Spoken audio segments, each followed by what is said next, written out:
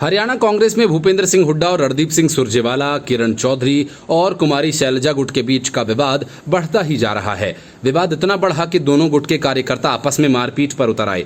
एक तरफ जहां 9 साल से भंग चल रहे कांग्रेस के संगठन को खड़ा करने की कवायद हो रही है, तो वहीं दूसरी तरफ इन दोनों गुटों में अपने आप को श्रेष्ठ साबित करने की होड़ मची है। कांग्रेस संगठन को खड़ा करने के लिए पार्टी के प्रदेश प्रभारी दीपक बावरिया ने जिले में प्रभारी नियुक्त किए हैं। इन प्रभारियों की रिपोर्ट के आधार पर ही हर जिले में जिलाध्यक्षों की नियुक्ति की जानी है, लेकिन इन प्रभारियों का जिले में जमकर विरोध हो रहा है। पार्टी के कार्यकर्ता ऑब्जर्वर गो बैक के नारे लगाते और मारपीट करते हुए दिखाई दिए। पूर्व मुख्यमंत्री भूपेंद्र सिंह हुड्डा और सुरजेवाला गुट के कार्यकर्ता एक दूसरे के खिलाफ नारेबाजी करने लगे। प्रदेश के अलग अलग जिलों में हो रहे विरोध के बीच टीम सुरजेवाला, शैलजा और किरण चौधरी कांग्रेस आलाकमान के पास शिकायत लेकर पहुंच गए।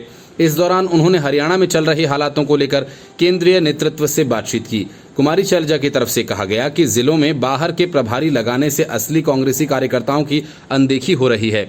इसका कार्यकर्ता विरोध कर रहे हैं। राज्यसभा सांसद रणदीप सुरजेवाला की तरफ से कांग्रेस आलाकमान के सामने नाराजगी जाहिर करते हुए कहा गया कि हम कांग्रेस के परिवार का पीढ़ी दर पीढ़ी हिस्सा हैं। हमारे परिवार ने कांग्रेस के कई उतार चढ़ाव देखे हैं। विषम परिस्थितियों में पार्टी के कई दिग्गज नेता जब पार्टी छोड़कर चले तो हमने पार्टी के प्रति अपनी निष्ठा बनाए रखी। इसलिए हम कार्यकर्ताओं की वेदना को लेकर दिल्ली आए हैं। वो पार्टी के राष्ट्रीय अध्यक्ष के सामने भी अपनी बात रखेंगे। अभी उन्होंने संगठन महासचिव के समक्ष रखी है।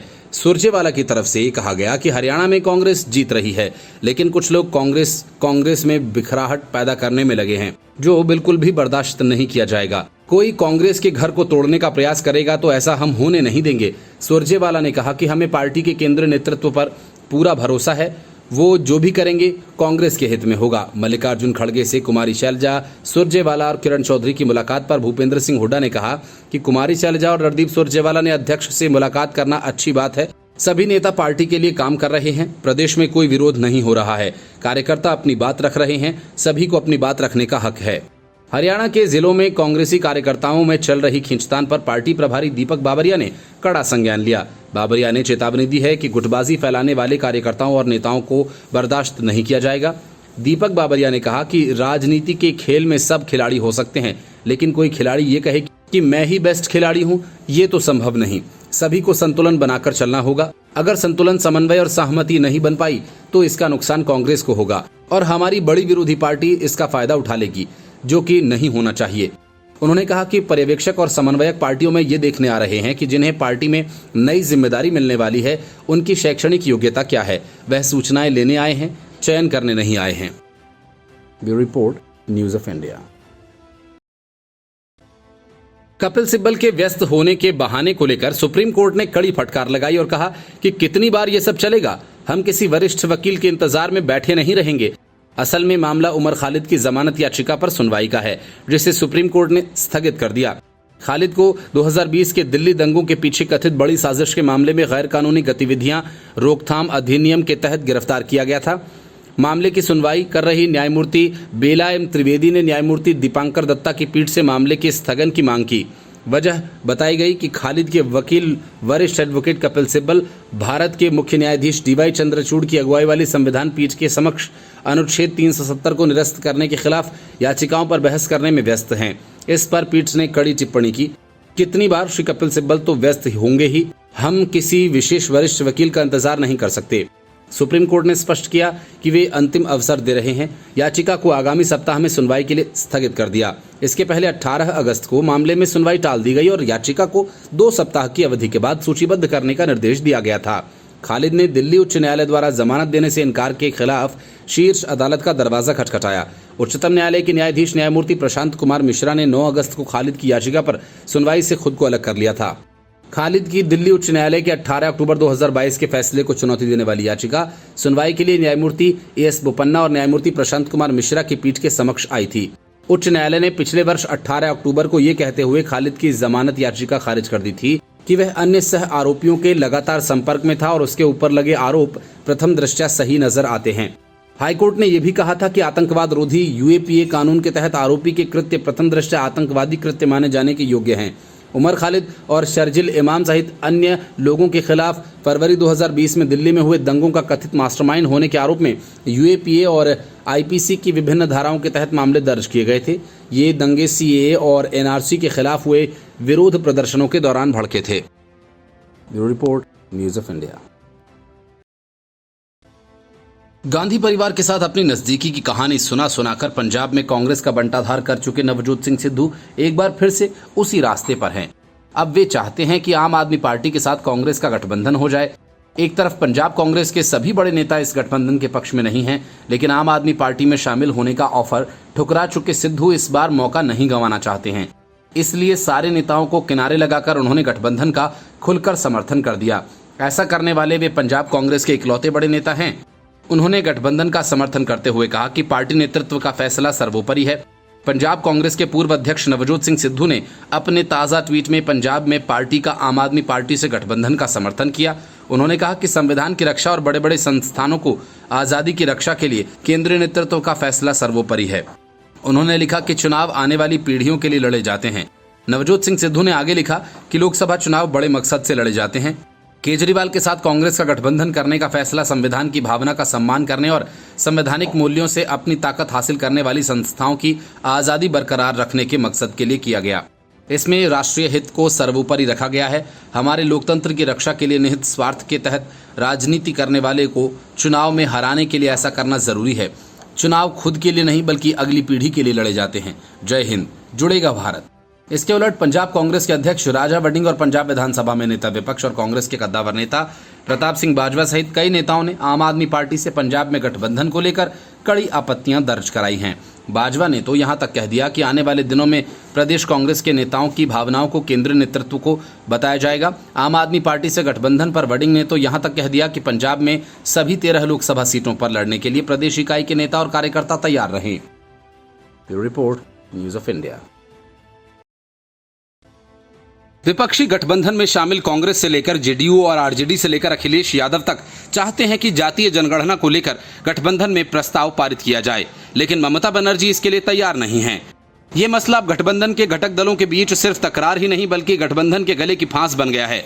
ममता बनर्जी जातिगत जनगणना के पक्ष में नहीं है। ऐसे में ममता के स्टैंड से विपक्षी गठबंधन के घटक दल हैरान हैं, जिसके चलते गठबंधन में फूट पड़ सकती है। हिंदी पट्टी की विपक्षी पार्टियां जातिगत जनगणना के मुद्दे पर बीजेपी को पिछड़ा और दलित विरोधी कटघरे में खड़ा करना चाहती हैं, क्योंकि केंद्र की मोदी सरकार इसके लिए तैयार नहीं है। मंडल पॉलिटिक्स से निकले नेता और राजनीतिक पार्टियां जातिगत जनगणना को लेकर सियासी ताना बाना बुन रही। बिहार में नीतीश कुमार की अगुवाई वाली महागठबंधन की सरकार जातिगत सर्वे करा रही है। अखिलेश यादव भी इस मांग को लगातार उठा रहे हैं। कांग्रेस ने कर्नाटक के बाद मध्य प्रदेश और राजस्थान में भी ऐलान कर दिया है कि कांग्रेस की सरकार बनने के बाद जातिगत जनगणना होगी। कांग्रेस अध्यक्ष मल्लिकार्जुन खड़गे के घर पर हुई गठबंधन की डिनर पार्टी में गठबंधन के घटक दल चाहते थे कि जातिगत जनगणना को लेकर एक प्रस्ताव पास किया जाए, लेकिन ममता बनर्जी की पार्टी टीएमसी इसके लिए तैयार नहीं हुई। खड़गे के घर पर हुई बैठक में टीएमसी के डेरेक ओब्रायन शामिल हुए। उन्होंने कहा कि पार्टी जातिगत जनगणना के समर्थन में नहीं है। टीएमसी के स्टैंड और ममता के अड़ियल रवैये से जेडीयू, सपा, आरजेडी के नेता टेंशन में हैं। यही वजह है कि खड़गे के घर हुई बैठक में कोई अहम फैसला नहीं हो सका। खड़गे के घर बैठक खत्म होने के बाद सपा, जेडीयू, आरजेडी और एनसीपी के नेताओं की आपसी बातचीत हुई। इन सभी दलों के बीच तय हुआ कि अगर इस मसले पर जल्द कोई फैसला नहीं हुआ तो फिर 14 सितंबर को कोऑर्डिनेशन कमेटी की बैठक में हर हाल में कोई फैसला करना पड़ेगा। कांग्रेस के एक बड़े नेता के समझ में नहीं आ रहा है कि आखिर ममता बनर्जी को जातिगत जनगणना से क्या विरोध है। बंगाल में भले ही ये उनके लिए कोई मुद्दा ना हो, पर बिहार और यूपी जैसे राज्यों के लिए ये बड़ा चुनावी मुद्दा है। मुंबई में हुई गठबंधन की बैठक में सबसे पहले इस मुद्दे को नीतीश कुमार ने उठाया था। बिहार के मुख्यमंत्री ने मुंबई में कहा था कि हम सब लोगों को इस मुद्दे पर राजनीतिक प्रस्ताव पास करना चाहिए, जिससे देश में बड़ा सियासी संदेश जाएगा। ममता बनर्जी ने कहा कि जातिगत जनगणना के बारे में वो बहुत ज्यादा नहीं जानती हैं। उन्हें पहले इस मामले को समझना होगा, तभी कोई फैसला कर पाएंगी। उनके विरोध पर विवाद बढ़ गया। फिर कांग्रेस ने बीच बचाव किया और तय हुआ कि अगली बैठक में इस मुद्दे पर विस्तार से चर्चा होगी और तब तक ममता बनर्जी को भी केस को समझने का समय मिल जाएगा। इसके बावजूद जेडीयू और आरजेडी के नेताओं ने जवाब बनाए रखा। इससे नाराज होकर ममता बनर्जी ने प्रेस कॉन्फ्रेंस से गैर हाजिर रहकर ये संदेश दिया। तृणमूल कांग्रेस के नेता डेरेक ओब्रायन ने कहा कि उनकी क्या जरूरत है, ये 1-2 राज्यों और पार्टियों का मुद्दा हो सकता है, पर विपक्षी एकता का इस मुद्दे से क्या लेना देना। डेरेक ओब्रायन के जातिगत जनगणना पर विरोध करने से विवाद बढ़ने लगा तो मल्लिकार्जुन खड़गे को बीच बचाव करना पड़ा। टीएमसी नेता डेरेक ओब्रायन ने कहा कि जातिगत जनगणना के मुद्दे को समझने के लिए उन्हें कुछ और समय चाहिए। Bureau report, news of India. आम आदमी पार्टी और कांग्रेस के बीच सीटों का तालमेल विपक्षी गठबंधन के लिए अबूझ पहेली से कम नहीं है। जब केजरीवाल इसके लिए तैयार होते हैं तो कांग्रेस के नेता हंगामा शुरू कर देते हैं, और जब कांग्रेस की तरफ से गठबंधन के संकेत मिलना शुरू होते हैं तो आम आदमी पार्टी बिदक जाती है। अब पंजाब सरकार के मंत्री अनमोल गगनमान ने बाकायदा प्रेस कॉन्फ्रेंस कर ऐलान किया कि 2024 में होने वाले लोकसभा चुनाव में पंजाब की 13 सीटों पर आम आदमी पार्टी अकेले लड़ेगी। कांग्रेस के साथ किसी भी तरह का सीट बंटवारा नहीं किया जाएगा। इसके अलावा गगनमान ने कहा कि हम कांग्रेस के साथ कोई भी गठबंधन नहीं करेंगे। भगवंत मान को पंजाब के लोग प्यार करते हैं, लोगों ने ईमानदार पार्टी चुनी है, कांग्रेस के साथ कोई भी गठबंधन बर्दाश्त नहीं होगा। अनमोल मान का ये बयान तब आया जब नवजोत सिंह सिद्धू ने आम आदमी पार्टी के साथ गठबंधन की वकालत की और आलाकमान के फैसले को माने जाने की बात कही। ये बात और है कि पंजाब कांग्रेस के दूसरे बड़े नेता गठबंधन के खिलाफ हैं। गगन मान ने कहा कि पंजाब में भगवंत मान के नेतृत्व में चुनाव लड़ेंगे, पंजाब के साथ किसी तरह का समझौता नहीं होगा, हम इंडिपेंडेंट चुनाव लड़ेंगे, आम आदमी पार्टी के निशान पर ही चुनाव लड़ा जाएगा। कांग्रेस के साथ किसी तरह की सीट शेयरिंग नहीं करेंगे। गठबंधन के द्वारा भले ही एकता के दावे किए जा रहे हैं, लेकिन जमीन पर फूट की नौबत आती दिख रही है। आम आदमी पार्टी पंजाब में अगला चुनाव मुख्यमंत्री भगवंत मान के नेतृत्व में लड़ेगी। उन्होंने कहा कि कांग्रेस के साथ गठबंधन नहीं करने का फैसला भगवंत मान के नेतृत्व में आपकी राज्य इकाई ने लिया था। भगवंत मान ने 11 से 13 सितंबर तक मोहाली में टूरिज्म समिट और ट्रैवल मार्ट शुरू करने की घोषणा की। समिट की घोषणा करते हुए उन्होंने कहा कि सबसे ज्यादा पर्यटक अमृतसर आए। उन्होंने कहा कि हम पंजाब में पर्यटन की संभावनाओं को तलाशने के लिए देश भर में गए। मंत्री ने कहा कि साहसिक पर्यटन नीति की घोषणा की गई है। उन्होंने कहा कि अब एक वेलनेस टूरिज्म पॉलिसी और एक फिल्म टूरिज्म पॉलिसी तैयार की जा रही है, जिसे शिखर सम्मेलन में लॉन्च किया जाएगा। उन्होंने कहा कि हम पठानकोट, होशियारपुर और न्यू चंडीगढ़ को पर्यटन स्थलों के रूप में पेश करना चाहते हैं। Bureau report, news of India. जब से ये खबर आई है कि मोदी सरकार संसद में देश का नाम भारत करने और इंडिया को हटाने का प्रस्ताव पेश कर सकती है, तब से विपक्षी गठबंधन में खलबली मची हुई है। वजह ये कि देश के नाम से अपनी सियासी दुकान चलाने की उनकी कोशिशों पर पानी फिरता नजर आने लगा। हालांकि संविधान में ये प्रावधान है कि कोई भी देश के नाम का इस्तेमाल अपने निजी हितों के लिए नहीं कर सकता, लेकिन विपक्षी दलों ने इसको नजरअंदाज करके जानबूझकर गठबंधन का लंबा नाम रखा, जिसका शॉर्ट फॉर्म इंडिया बन गया। अब इसी इंडिया के नाम से उनकी सियासत जारी है। हालांकि इस मामले को लेकर चुनाव आयोग और अदालत का दरवाजा खटखटाया गया है। यही वजह है कि विपक्षी खेमे में इंडिया नाम को लेकर खलबली मची हुई है। इन सब के बीच विपक्षी दल अपने गठबंधन का नाम बदलकर भारत रखने का ऐलान कर चुके हैं। पहले अरविंद केजरीवाल ने कहा और अब शशि थरूर ने तो भारत का नाम पेश कर दिया। शशि थरूर ने सोशल मीडिया पर एक्स पर नाम का फुल फॉर्म लिखा, alliance for betterment, harmony and responsible for tomorrow, यानी भारत। थरूर का कहना है कि शायद भारतीय जनता पार्टी इसके बाद नाम बदलने का खेल बंद कर दे। इसके पहले G20 के लिए रात्रि भोज निमंत्रण पर प्रेसिडेंट ऑफ भारत लिखे जाने के बाद छिड़े इंडिया या भारत नाम विवाद पर आम आदमी पार्टी के नेता राघव चड्ढा ने बीजेपी पर निशाना साधते हुए कहा कि विपक्षी गठबंधन का नाम बदलकर भारत करने पर विचार किया जा सकता है। राघव चड्ढा ने सोशल मीडिया प्लेटफॉर्म पर पोस्ट किया और कहा कि हम अगली बैठक में अपने गठबंधन का नाम बदलकर भारत करने पर विचार कर सकते हैं। इस बीच बीजेपी को अब देश के लिए कोई नया नाम सोचना शुरू कर देना चाहिए। इससे पहले दिन राघव चड्ढा ने प्रतिक्रिया देते हुए कहा था, ये बीजेपी का निजी मामला है। उन्होंने इसे बीजेपी विरोधी दलों को चिढ़ाने वाला फैसला करार देते हुए कहा था कि ऐसा कैसे हो सकता है। चड्ढा ने कहा था कि इंडिया नाम को बीजेपी कैसे खत्म कर सकती है। देश किसी पार्टी का निजी मसला नहीं है, ये 135 करोड़ भारतीयों का मामला है। चड्ढा ने कहा था कि देश की राष्ट्रीय पहचान बीजेपी की निजी संपत्ति नहीं है, जिसे वो अपनी मर्जी से बदल दे। दिल्ली के मुख्यमंत्री अरविंद केजरीवाल ने भी सवाल किया कि अगर इंडिया गठबंधन अपना नाम भारत रख ले तो क्या बीजेपी देश का नाम भारत से बदलकर कुछ और रखेगी। अटकलें हैं कि सरकार 5 दिवसीय संसद सत्र के दौरान संविधान संशोधन बिल पेश कर सकती है। हालांकि अब तक सत्र के एजेंडे को लेकर सरकार ने खुलकर कुछ नहीं कहा है। कांग्रेस के वरिष्ठ नेता जयराम रमेश ने इसे लेकर बड़ा कड़ा विरोध किया। उन्होंने लिखा, तो खबर सच है, राष्ट्रपति भवन ने 9 सितंबर को G20 डिनर के लिए प्रेसिडेंट ऑफ इंडिया की बजाय प्रेसिडेंट ऑफ भारत नाम से न्योता भेजा है। अब संविधान का अनुच्छेद पढ़ा जाएगा। भारत अर्थात इंडिया राज्यों का संघ होगा। उन्होंने आगे लिखा कि लेकिन अब इन राज्यों के संघ पर भी हमला किया जा रहा है। Bureau report, news of India. Tamil Nadu से शुरू हुआ सनातन धर्म पर विवाद को लेकर कांग्रेस, लालू यादव, आम आदमी पार्टी, उद्धव ठाकरे और दूसरे दलों का जो रवैया रहा है उसको लेकर बीजेपी ने बड़ी तैयारी शुरू कर दी है। यही वजह है कि पीएम मोदी ने कैबिनेट मीटिंग के दौरान मंत्रियों को संदेश दिया कि वे सनातन धर्म पर छिड़े विवाद में तर्कों के साथ बोलें। उन्होंने साफ कहा कि वे भारत और इंडिया को लेकर छिड़ी बहस की बजाय सनातन धर्म वाले विवाद पर ज्यादा बात करें। माना जा रहा है कि विपक्षी दल जिस तरह से इंडिया बनाम भारत के विवाद को टैकल कर रहे हैं उसका सारा फायदा बीजेपी को मिलता नजर आ रहा है। यही वजह है कि प्रकाश आंबेडकर ने साफ तौर पर विपक्षी दलों से कहा कि वे बीजेपी के चक्रव्यूह में फंसते जा रहे हैं और वही सब कर रहे हैं जो बीजेपी चाहती है। देश की नब्ज परखने में माहिर पीएम मोदी ने मंत्रियों से कहा कि सनातन धर्म पर विपक्षी नेताओं की ओर से किए जा रहे हमलों का पूर्ण तर्कों के साथ जवाब दिया जाए। इसके लिए अध्ययन करें और ठीक तथ्यों के साथ विपक्ष को करारा जवाब दें। साफ है कि तमिलनाडु के उदयनिधि स्टालिन के बयान और फिर कांग्रेस सहित कई विपक्षी दलों के नेताओं के बयानों को भाजपा मुद्दा बनाने में जुट गई है। सूत्रों का कहना है कि पार्टी 2024 में इसे मुद्दा बनाने की कोशिश करेगी। ऐसे वक्त में जब राम मंदिर का उद्घाटन होने वाला है तब इस तरह का मुद्दा भाजपा को थमा देने विपक्ष के लिए एक रणनीतिक चूक हो सकती है। पीएम मोदी ने मंत्रियों से कहा कि इतिहास में न जाएं और संविधान के दायरे में रहते हुए तथ्यों पर ही बात करें। इस मामले में मौजूदा स्थितियों को ध्यान में रखकर ही बोलें। संविधान के दायरे में रहकर बोलने की उनकी सलाह का अर्थ ये भी है कि किसी अन्य धर्म पर कोई टिप्पणी न करें। इसके बजाय विपक्ष को सनातन पर ही जवाब दें। पीएम मोदी ने भारत बनाम इंडिया वाले मसले पर भी संभल कर बोलने की सलाह दी है। उन्होंने कहा कि इस मामले में आधिकारिक प्रवक्ता या फिर पार्टी जिसे जिम्मेदारी दे वही लोग अपनी बात रखें। हर कोई इस मामले पर बिना सोचे समझे बोलने से बचे। सबसे पहले अमित शाह ने उदयनिधि स्टालिन के बयान पर हमला बोला था। उसके बाद से ही माना जा रहा है कि 4 राज्यों के विधानसभा चुनाव और फिर लोकसभा के इलेक्शन में भाजपा इसे मुद्दा बनाने की तैयारी कर रही है। कांग्रेस के नेताओं की ओर से उदयनिधि के बयान की आलोचना नहीं की गई है। इसके अलावा प्रियंका खड़गे जैसे नेताओं ने समर्थन ही कर दिया है।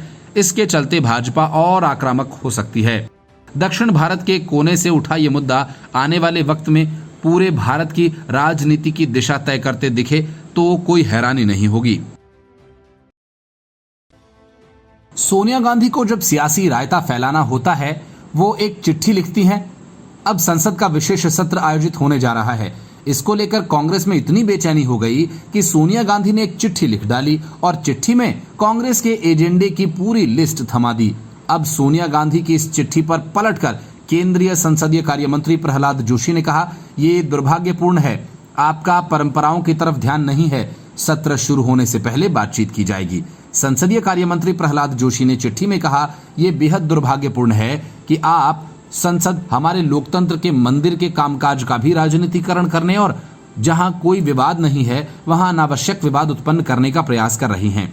जैसा कि आपको विदित है, अनुच्छेद 85 के तहत संवैधानिक जनादेश का पालन हुए संसद सत्र नियमित रूप से आयोजित किए जाते हैं, जो प्रावधान करता है कि राष्ट्रपति समय समय पर संसद के प्रत्येक सदन को ऐसे समय और स्थान पर जो बेहद ठीक समझे अधिवेशन के लिए आहूत करेगा, किंतु उसके एक सत्र की अंतिम बैठक और आगामी सत्र की प्रथम बैठक के लिए नियत तारीख के बीच 6 महीने का अंतर नहीं होगा। उन्होंने कहा कि पूर्ण रूप से स्थापित प्रक्रिया का पालन करते हुए ही संसदीय कार्य संबंधी मंत्रिमंडल समिति के अनुमोदन के पश्चात राष्ट्रपति महोदया द्वारा 18 सितंबर से आरंभ होने वाले संसद सत्र को बुलाया है। शायद आपका परंपराओं की ओर ध्यान नहीं है। संसद सत्र बुलाने से पहले न कभी राजनीतिक दलों से चर्चा की जाती है और न कभी मुद्दों पर चर्चा की जाती है। महामहिम राष्ट्रपति जी के सत्र बुलाने के बाद और सत्र आरंभ होने के पहले सभी दलों के नेताओं की बैठक होती है, जिसमें संसद में उठने वाले मुद्दों और कामकाज पर चर्चा होती है। प्रहलाद जोशी ने आगे कहा कि मैं ये भी बताना चाहूंगा कि हमारी सरकार किसी भी मुद्दे पर हमेशा चर्चा के लिए तैयार रहती है। वैसे तो आपने जिन मुद्दों का उल्लेख किया है वह सभी मुद्दे अविश्वास प्रस्ताव पर चर्चा के दौरान कुछ ही समय पूर्व मॉनसून सत्र के दौरान उठाए गए थे और सरकार द्वारा उन पर जवाब भी दिया गया। उन्होंने कहा कि सत्र की कार्यसूची हमेशा की तरह स्थापित आचरण के अनुसार उचित समय पर परिचालित की जाएगी। मैं ये भी फिर से ध्यान दिलाना चाहता हूं कि हमारी संसदीय कार्य प्रणाली में चाहे सरकार किसी भी दल की रही हो, आज तक संसद बुलाने के समय कार्यसूची पहले से कभी भी परिमित नहीं रही। जोशी ने कहा कि मुझे पूर्ण विश्वास है कि संसद की गरिमा बनी रहेगी और इस मंच का उपयोग राजनीतिक विवादों के लिए नहीं किया जाएगा। इसके अतिरिक्त मैं आगामी सत्र को सुचारू रूप से चलाने में आपके पूर्ण सहयोग की अपेक्षा करता हूं, जिसके परिणाम स्वरूप राष्ट्रीय हित में सार्थक परिणाम सामने आ सकें। इसके पहले सोनिया गांधी ने विपक्षी गठबंधन की तरफ से 9 मुद्दों का जिक्र करते हुए पीएम मोदी को चिट्ठी लिखी थी। इसके बाद सरकार ने पत्र लिखकर जवाब दिया है। Bureau report, news of India.